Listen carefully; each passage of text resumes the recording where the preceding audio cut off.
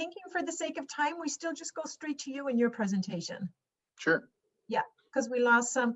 Hey, Peggy and Helen, welcome. My apologies on the technical issues. We've got a couple of other people coming in, but we're just going to go ahead and get started with Paul. Paul, you go ahead and take it away. I'm going to attend to our other participants. All right, very good. And everyone can hear me? The technical thing vibes are aligning with us. Very good.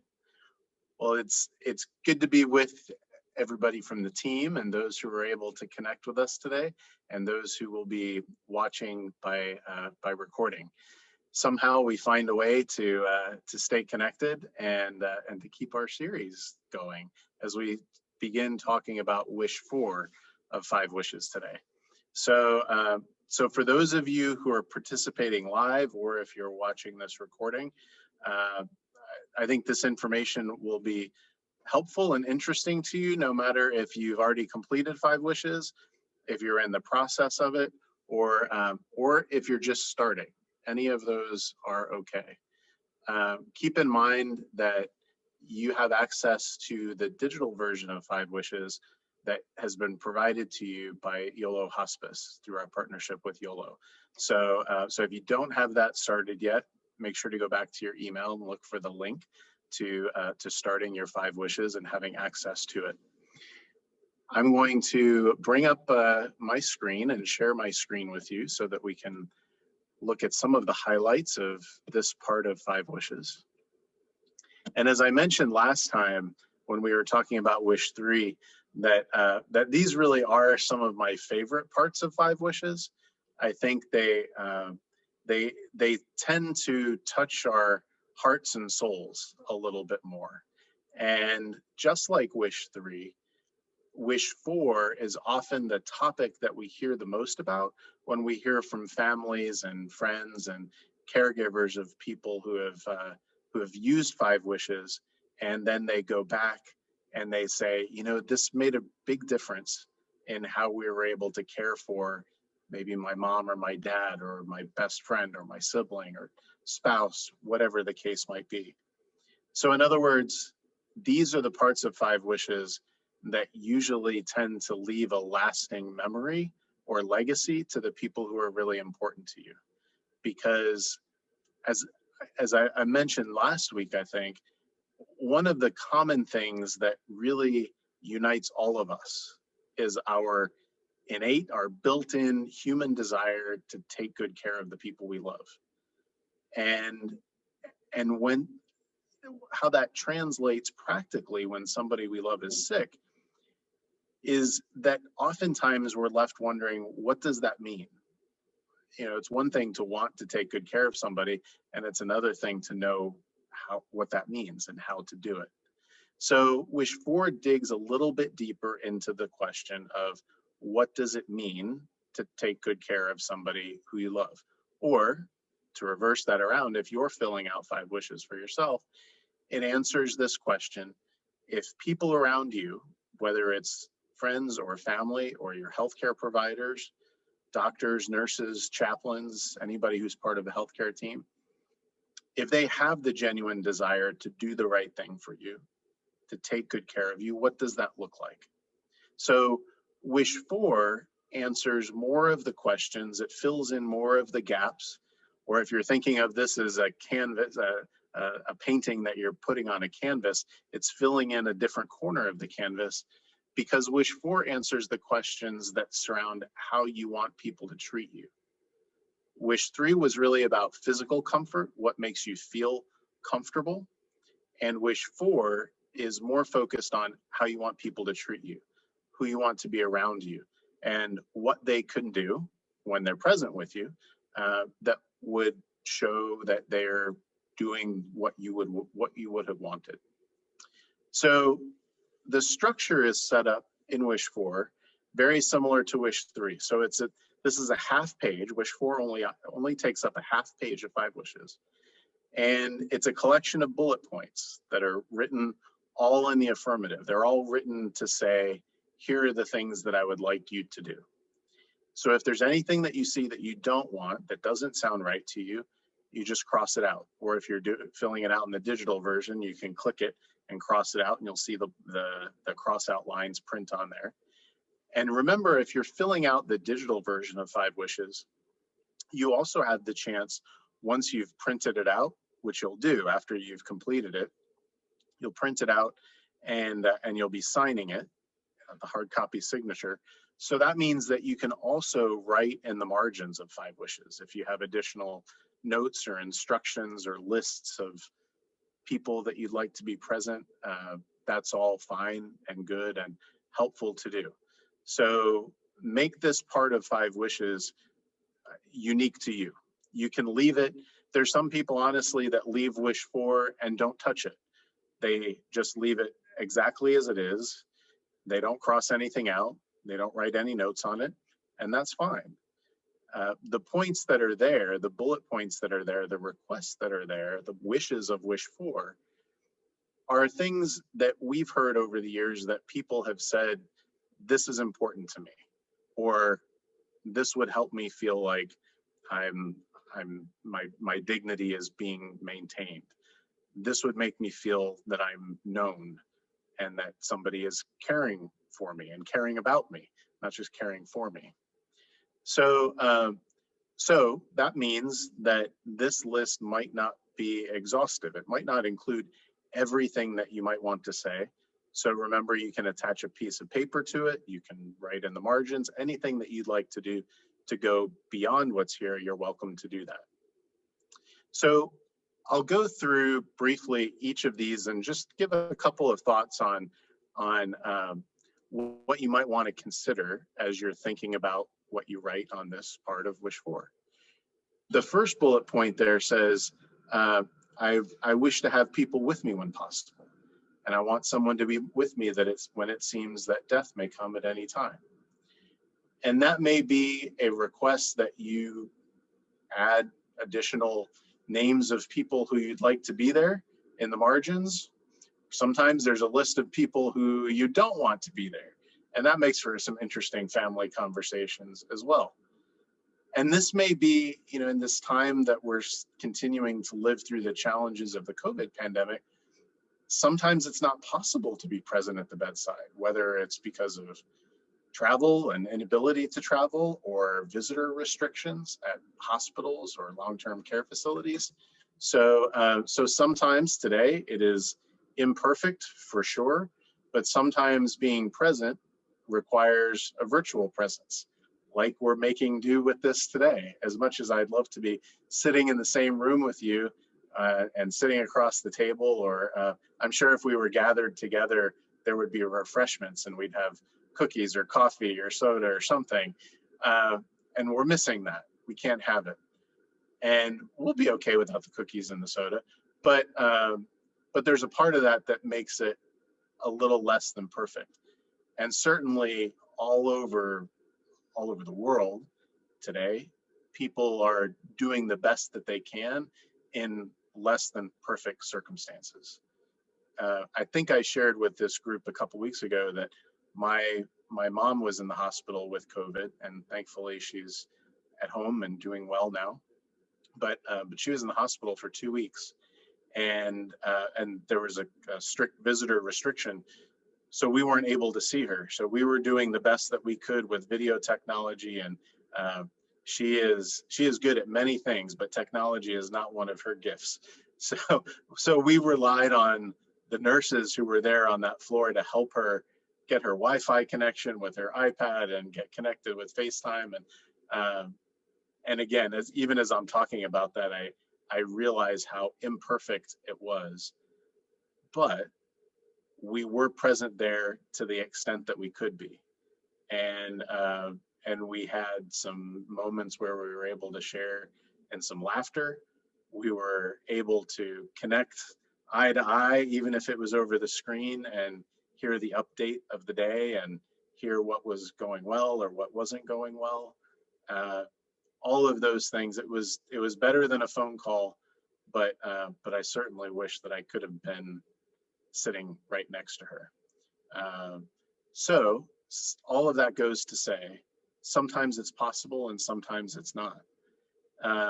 And I know sometimes people have that concern in the back of their mind when they're filling out wish 4. I've been asked, well, what if I write down that I want my kids to be there, but for some reason they can't? Will they feel guilty? Will they feel bad? Will that make it worse that I've asked for it and they can't for whatever reason be there? I think that can be resolved, if that is a concern of yours, in how you communicate this to them. So there are 2 ways to kind of preempt that concern. The first one would be that it's something that you could write in the margins, that it's that this is something that I would like, but certainly understand if it's not possible. The other thing that I think is even more important is that when you're talking about 5 wishes with the people who are closest to you, that's when you can say, you know, I would love for you to be with me, or I'd love for so-and-so to be with me. But if it's not possible, I understand, and that's okay. And if it is something that's very, very important to you, then that's fine to write down as well. So at the end of the day, the message there is that this is something that you can think through. It might mean that you don't want to give any further instruction about it, but you might want to give a lot of detailed instruction, and either way is okay. The next point says, I wish to have my hand held and be talked to when possible, even if I don't seem to respond to the voice or touch of others. And again, this is very much a personal preference. To some people, having their hand held is a consoling gesture. It feels good. And there's a positive thought to the idea of having their hand held. And there are other people that that does not have a positive connotation. And either one is good, both are right. And this just goes to the importance of making sure that when it comes to these personal preferences, we can just say what's important to us. If that's not an important thing, if that doesn't sound like it would be encouraging, consoling, comforting, then feel free to cross it out. The other thing that if you choose to keep it there, if it is something that you'd like to express, that having a hand held is a comforting action, then for many people that becomes something that they can do. So remember, going back to this idea that all of us have this desire to do the right thing and the best things for the people we love, but oftentimes we just don't know what that is. Well, this is a very practical, tangible, real thing that pretty much anybody can do.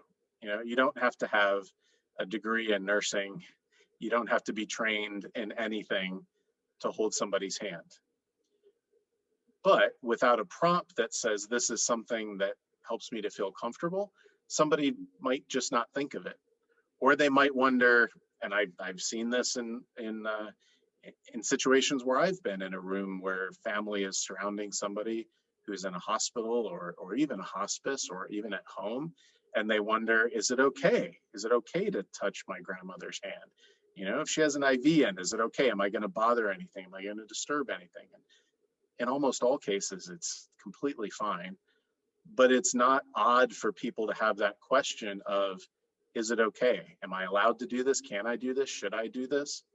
So by completing this part of wish 4, you're saying, yes, that would be a nice thing to do, a good thing to do. If there's some circumstance where that's not appropriate, then they'll know that too. But they have something to go on when they're sitting next to someone and thinking, I wish that there was something that I can do. Oh, here's something simple. Here's something easy that might make a difference. Something as simple as holding a hand. There's also a bullet point that says, I wish to have others by my side praying for me when possible. And here people might want to add in any specific prayers that they'd like to have said. They might want to add in members of their clergy or their faith community who they'd like to be present. The next one says, I wish to have members of my faith community told that I'm sick and ask to pray for me and visit me. And you know, this one's an interesting one because I've talked to many people who are very involved in their church, their faith community, and they read that bullet point and they say, well, no, I really don't want everybody knowing my business. Or, you know, I've heard people say, well, don't put me on that sick list at church. I don't want them reading my name off for everybody else to know. And other people will say, yes, please tell everybody. I welcome all the good wishes and all the prayers that anybody would want to send. And any of those options are okay. And I bet odds are, if you're connected to a faith community, or if your friends or your family are wondering what they should do, they'd probably want to do what you would want to do. So again, this information, it may seem kind of insignificant, but what I'm here to tell you, and I can guarantee you from the feedback that we have from people who have used 5 wishes, these are often the things that make the biggest difference. The small indications, the small instructions, the easy steps that people can take,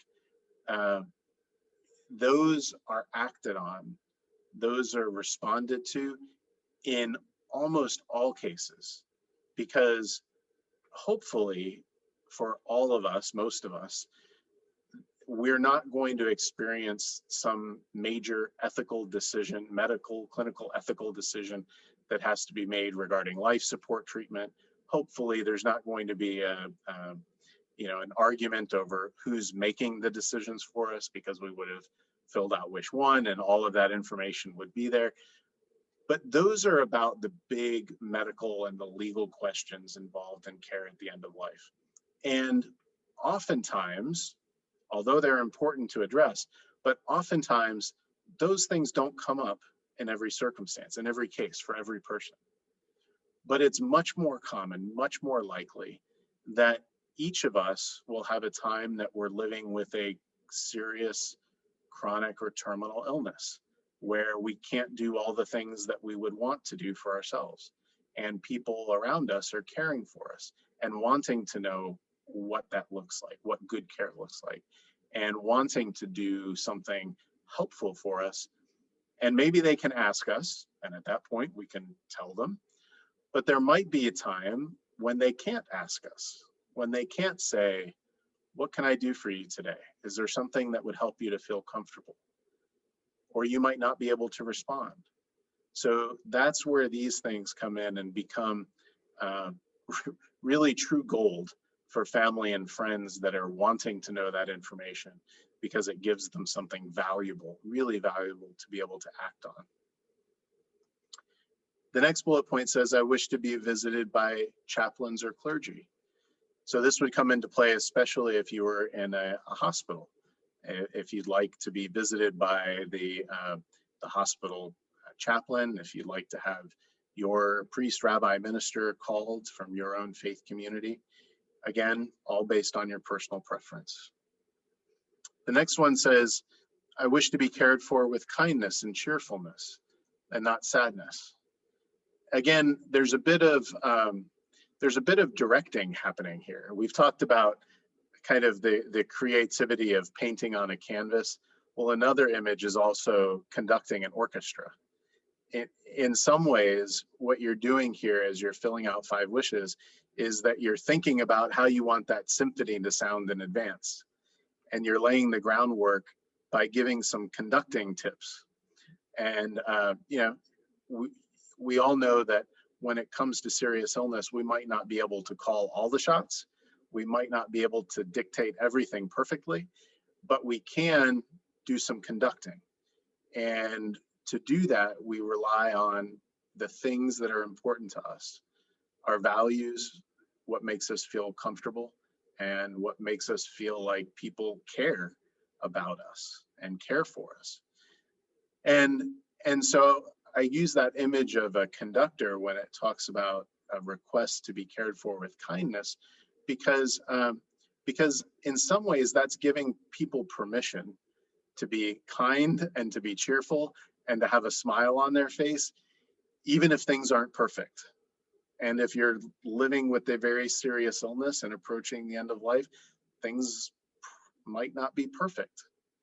And you're saying there in that sense, if this is something that's important to you, that that you want the people around you to definitely treat you with kindness, but also welcoming that idea of a cheerfulness, a cheerful countenance, a presence to be present with you.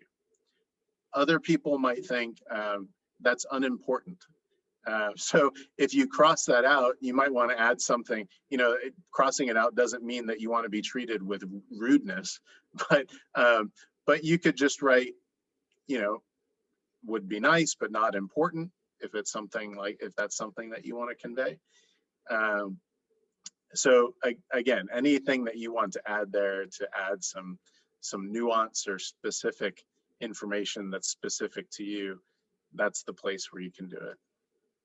A couple of the last ones, again, point to things that are simple things to do. Like, I wish to have pictures of my loved ones in my room or near my bed. I remember back again to my mom, and when we couldn't be with her, one of the first things that we did was we told all the family, grandkids, that we were rounding up some pictures, and some of the grandkids colored little, you know, get well Nana cards, and we stuck them on a poster, and we had them sent up to her room so that they could be put on the wall in front of her bed so that she could look at it. Again, imperfect, because it would have been much better if the grandkids could have like hopped up on the bed with her and given her the cards themselves. But we found a way to be present there with her, even though we couldn't. And whether or not that is the case with visitor restrictions or not, pictures mean a lot to many people. There was one instance that I remember where a husband and wife had filled out 5 wishes together, and he had written in his 5 wishes, and he put an asterisk next to this bullet point that said, "I wish to have pictures of my family," and he wrote grandkids on there. And this woman, as she was telling me the story, she said when her husband had a stroke, he was in the hospital for several weeks. And after about 3 days, she left the hospital, went home, and she said, "I brought the 5 wishes home with me, and I was looking at it, and I saw the big star, the asterisk that he put there. So I gathered up the pictures of the grandkids, and I brought it back to the hospital." And she told this story beautifully, but she said, I put the pictures on the little over the bed tray stand, the little, you know, oat tray with wheels that has the water on it. And she said, for the first day, they left the pictures there. And then on the next day, when I came back to the hospital, they had moved all the pictures and put them on the, you know, the night table behind his bed, and he couldn't see them. And she was pretty upset by this. So she got this little kind of gleam in her eye, and she said, "So you know what I did?" She was a very small woman, and she wagged her finger at me, so I knew she had some spunk in her. And she said, "So you know what I did?" I said, "Whoa, what did you do?" She said, "So I put the pictures back on the stand that was right in front of him, and then I took his 5 wishes and I opened it up to wish 4, and I put it right next to the pictures." And then the finger came up again. She said, "And nobody touched the pictures after that. Everybody just left the pictures right where they were." And I thought that was so great, because number one, she was doing something that she knew her husband cared enough to ask for. But then number 2, she really felt empowered to make it work. You know, even when I'm sure well-meaning nurses or aides were probably just wiping off the table or cleaning it off, and probably didn't give thought to whether or not it was important for these pictures to be there or not. But then once they knew it was important, because she put wish 4 right there, then everybody in the healthcare team was happy to make sure those pictures stayed there, because they knew it was important. And I think that's a good illustration in more ways than one, but it's an illustration of the desire that all the people in this process have of doing the right thing, and how much easier that is if we simply know what it is. if we've got a little bit of a map, if we have a canvas, if we have a conductor who's conducting for us to tell us what to do, then we're almost all willing to follow it if we just know what it is. And you know, this certainly made a big difference for this woman, probably for her husband as well, as much as he was able to see the pictures. I don't know what the circumstances were there, but certainly that was a gift. And I think as this woman looks back at her experience caring for her husband, she holds on to that memory of making sure that he had the pictures. And because of that, she has that feeling, that memory, that legacy of having done what he asked for and followed his request and having done something that brought him comfort. That might be small, but it's certainly not nothing. And it's probably not even very small because it was something that stood out in her mind years later. There are just another couple of points left on Wish For. And one of them is, I wish to have my favorite music played.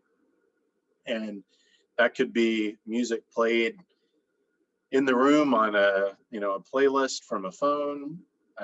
It could be on headphones, whatever the case is. Music is a pretty personal preference too. So it can bring a lot of comfort. It can be done very well, and it can also be done very badly. And I've seen people write sometimes in the margins here, the types of music that they don't want.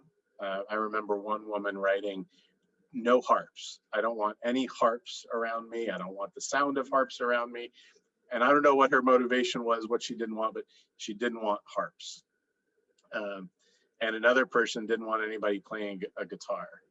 And another person said, I love classical music, but not sopranos. So she didn't want high singing.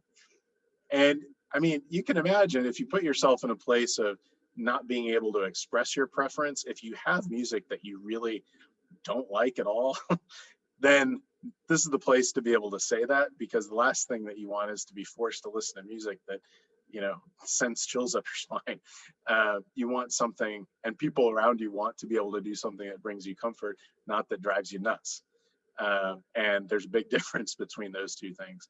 And it's a simple thing to remedy, because the simple remedy is just to tell people what's important, what you like and what you don't like. And the second to last one says, I want to be at home. I want to die in my home if that can be done. And this is another very personal preference that can be different for many different reasons.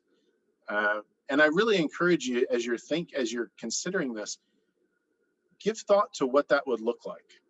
And for some people, that the thought of that brings great comfort and solace and peace, and their family or their friends or caregivers, the people who would likely be there, that brings solace and peace to them as well. And so in that case, that's wonderful. That would be a good request to make. There are other people that think, well, I don't know about that. It doesn't really bring me peace to think of being at home when I'm near the end of life. If there are certain things that you're worried about, this would be the place to be able to either write the things that you want to avoid or talk with your doctor about it too. Especially if you have particular medical conditions that you're aware of, or conditions that you'd like to talk through, and talk through that with particularly hospice care providers are very helpful at understanding not just prognosis, but also, you know, if somebody is approaching the end of life, depending on what their physical condition is, their clinical condition, hospice care providers are able to paint a picture of what that time is likely to look like, what type of assistance or help a person would need if they were in their home, and help to find that assistance. So I think what I'd like to say mostly on that wish is that it is something that takes a little bit of thought and sometimes conversation with others to understand what would be involved, and also to give you permission to choose whichever option seems right for you. You know, some people might think, well, you know, it feels like I should want to be at home, but something about that doesn't feel right to me. That's okay, and an important piece of the puzzle to know in what your preferences are. And the last one, this is actually a new addition to Wish 4 in the past year or so. It says, I wish to be called by my name, and please call me, and there's a blank line there. You know, this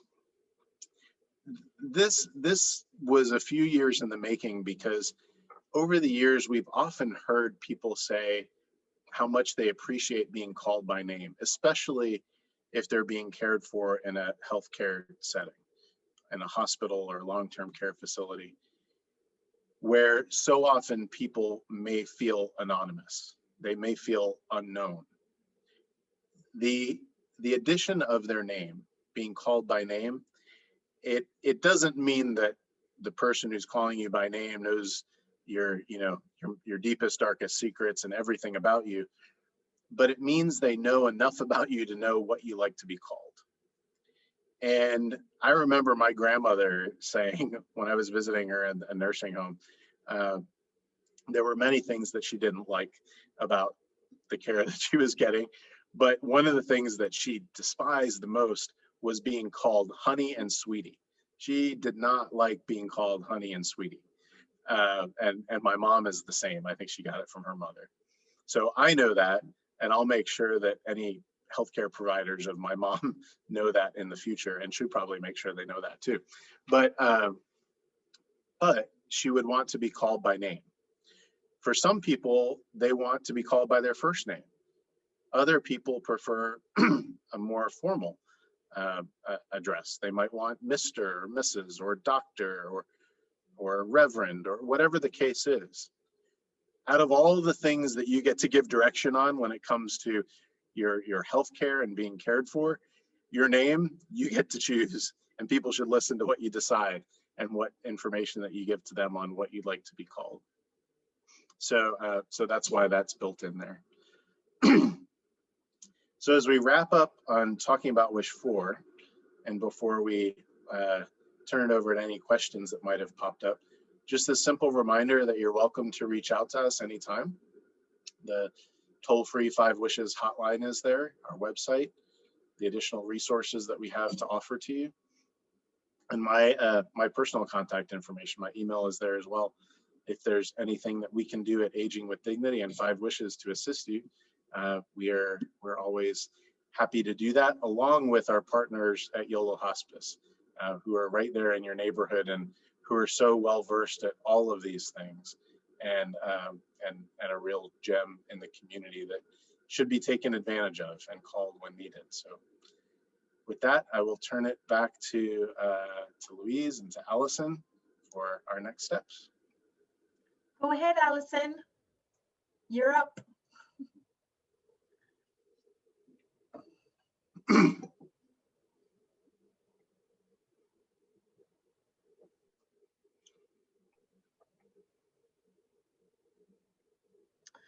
So we can't hear you, Allison, just yet. Still muted. A couple of questions here, Paul, thanks. You captured a lot. Right, but not so many questions today. How do you keep from guilting people who can't be there, but you want them to be there? And conversely, how do you deal with the people that you don't want to be there? So to avoid the guilting, I think it's important to simply let them know it's okay if it doesn't happen. To say, this is something that I would like. I'd like you to be present, and it's okay if it's not possible. It's okay if it doesn't happen. And you can write that in the margin. And I would say, even more importantly, say it, communicate it when you're talking about 5 Wishes. Remember that it's important to not just complete 5 Wishes and have it as a legal document, but to talk about it with the people who would likely be caring for you. So when you talk about 5 Wishes, some people might even start here. They might find that it's easiest to start at Wish 4 or Wish 3, as they're talking with family or close friends and say, you know, here in Wish 4, for example, I said, I'd like you to be with me. And that would be really great if you could be. But I want you to know that I understand if it's not possible, and that's okay. So just simply their memory of having heard that from you, or or seeing it in writing, in most cases, I think they know that it's a request that's out there, but you've let them off the hook too, if it's not possible. And certainly that happens all the time, whether it's because of visitor restrictions or not, or just travel that is just not possible. They knowing that it's okay goes a long way to relieving any guilt that might be there. And on the other side of telling either a group of people or some people that you don't want them there, yeah, that can be delicate, and it certainly depends on your relationship with those people. There are two examples that I can think of. One is that in many cases, I know that people have said, when I'm near the end of life, I want to be able to focus on the people who are closest to me. And so they've said, I don't want to have a parade of people coming through, friends. I remember one instance in particular, a daughter was trying to do the best for her father in his last days. And he was in the Army, and he had a bunch of Army buddies, and she was going to invite all of his Army buddies to come and be with him in his room, have a celebration of life. And she said her dad was this very outgoing, gregarious man, and she just knew that he would love that. But then she asked him about it, and the father said, I want to be able to focus on my family right now. I don't want to be distracted by those guys. So one way is to say, I want to be able to focus on my close family. If the intention is to say to friends, thank you so much for the gift that you've been in my life. I'm very grateful for that. If I'm near the end of my life, I want just a handful of people with me. And if it's an even more delicate situation where you have a close family member and there's distance in the relationship, then that's something that you might also want to communicate to the other people who are close to you, who are likely to be at your bedside and helping you, to let them know that if there is a relationship that's broken, if you're either welcoming of that person or not, that's important to communicate.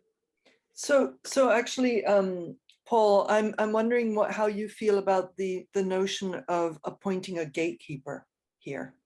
Yeah, that's a great idea. Yep. And I assume by that, when you mean gatekeeper, it's like the person who would be kind of the conductor too, who's coordinating visits.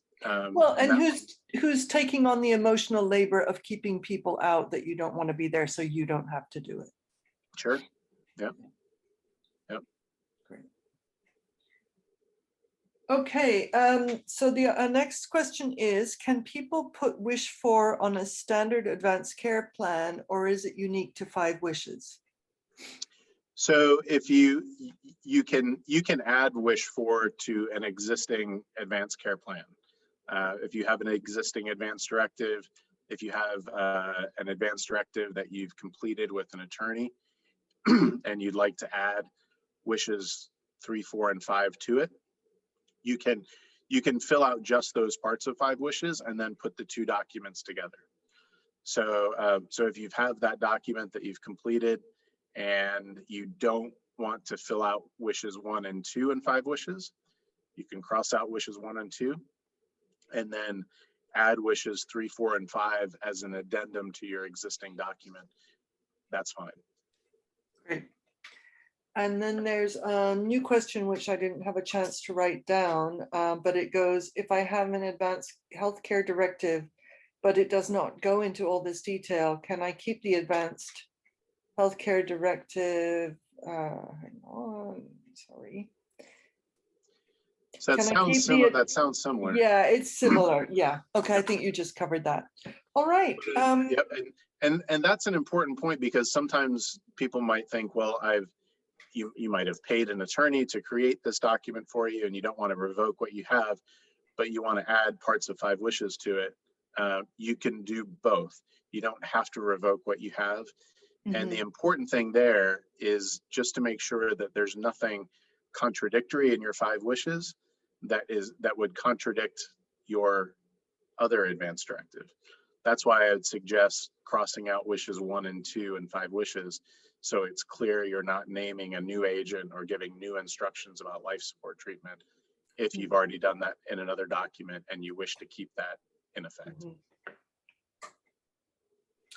Great. Well, I think that's it. I'm going to turn it back to Louise and stop sharing. But if anything else comes up, please let me know and I can add it to today's chart.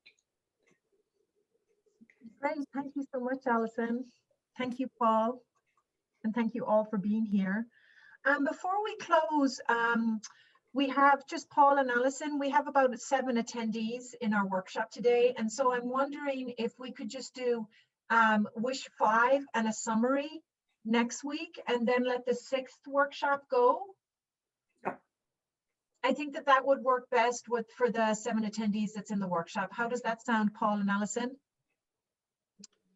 That works for me. Okay, great. So all of our attendees, we're going to cover wish 5 next week, and Paul will also do a brief summary of all of the 5 wishes together, and then that will be the last workshop. Okay, so I'll just go ahead and close out. Thank you so much for being here. And again, if you are interested in our work, we are always looking for volunteers at Yolo Hospice, and we do have Andrew Moore with us today. And if you would like to discover volunteer opportunities at Yolo Hospice, Andrew can lend his contact information in the chat, and would love to hear from you. And we look forward to seeing you all next week, same time, same place, for wish 5, which is what I want my loved ones to know. Remember that you have homework. Please feel free to call 5 Wishes toll free 888-594-7437 if you need additional support. And until this time next week, keep well and safe out there. And thank you all for being here. Thank you. Okay, great. Alison, can you be sure to email me your graphic? Okay. Okay, for me to send out the copy of the recording. So what, do you care what format it's in? No, I mean, I just want to be able to drop it in an email. So All right. Okay. So yeah, JPEG. I've been doing it in 2 separate ways and sending, and you guys make the decision of which one you prefer. But yeah. All right. No worries. I mean, a JPEG, whatever form you want to send it in, because I can always just take a picture of it too and just drop it in the email. Got it. Okay. No Thank you. problem at all. Okay. Thanks, everybody. Thank you, everyone. Have a good week. We'll see you same time, same place next week. Got it. Thank you. Sounds good. Okay. Thanks. Thank you. Thanks, Paul.